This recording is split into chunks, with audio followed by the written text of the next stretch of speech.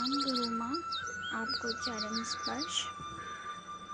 गुरु माँ, आज ही मुझे एक सपना आया कि आप और मैं ऐसे ही फ़ोन पे नॉर्मली बात कर रहे होते हैं और आप मुझे पूछते हो कि बेटा तुम कहाँ जा रही हो।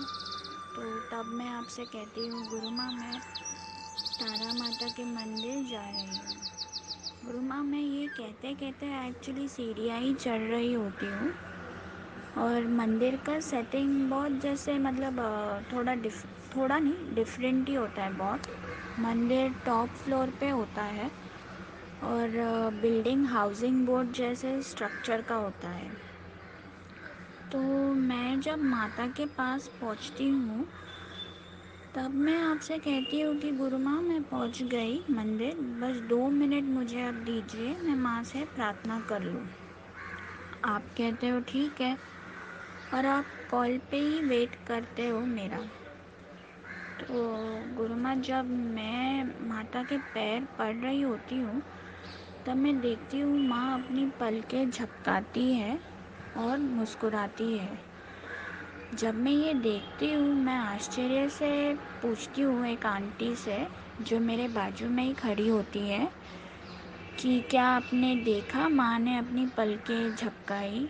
तो वे कहती है हाँ, ऐसा वे करती है, सिर्फ विशेष लोगों के साथ, सबके साथ नहीं। गुरु माँ, तो मुझे विश्वास नहीं होता है और मैं बेहद खुश होती हूँ। जब मैं खुश होकर माँ को धन्यवाद कहती हूँ तब गुरु माँ मैं देखती हूँ माता की मूर्ति के पास एक खिड़की होती है। वहाँ लोगों की बहुत भीड़ होती है और बहुत आवाज़ें आती हैं। तो पहले ही मैंने उस मंदिर के बारे में ये सुना हुआ रहता है कि वहाँ पे बलि प्रक्रिया करते रहते हैं। तो गुरु माँ, वहाँ पे लोग सब चिल्ला रहे होते हैं और कुछ मेरी तरफ देखते हैं, पर कोई माँ की मूर्ति के पास नहीं आता मुझे पकड़ने के लिए। गुरु माँ, आप तब तक फ़ोन पे वेट कर रहे होते हो और आप तुरंत मुझे कहते हो मेरा पेट नेम लेके कि कुकू वहाँ से निकलो तुम।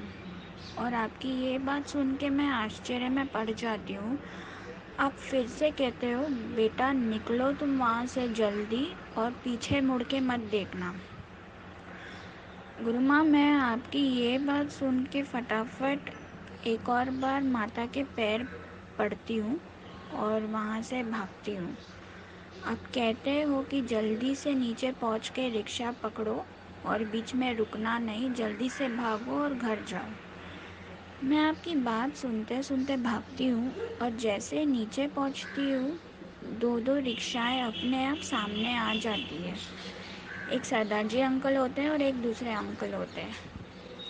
माँ, आप कहते हो कि पीछे मुड़ के मत देखना, पर मेरे को एक्चुअल में सपने में ऐसे दिखता है कि कोई तो बहुत सारे ऐसे काले काले लोग हैं और वो ऐसे बहुत बड़ा चाकू लेके ऐसे खड़े होते हैं, पर वो आते नहीं है मेरे पीछे। तो माँ, जैसे ही दोनों रिक्शाएं खड़ी होती है तो वो सरदार जी अंकल कहते हैं कि आओ मैं आपको घर में छोड़ देता हूँ। गुरु माँ, आप कहते हो डरो मत, मैं तुम्हारे साथ हूँ, जब तक तुम घर नहीं पहुँचती फ़ोन पे ही रहना मेरे साथ। तो माँ, मैं उनके रिक्शा में बैठती हूँ और आपको मैं तभी इन्फॉर्म करती हूँ। मैं घर पहुँच जाती हूँ और आपसे फ़ोन पे मेरी बात होती रहती है। घर पहुँचने के बाद हमारा कॉन्वर्सेशन भी समाप्त होता है और तब तक मेरी नींद भी टूट जाती है। गुरु माँ, मुझे एक बात समझ नहीं आई कि जब माँ मुझे देख के अपनी पलकें झपकाती है और मुस्कुराती है तो माँ मेरी बलि कैसे स्वीकार करेंगी। आप प्लीज़ मुझे इस सपने का क्या अर्थ है प्लीज़ बताइएगा। आपको चरण स्पर्श गुरु माँ और धन्यवाद।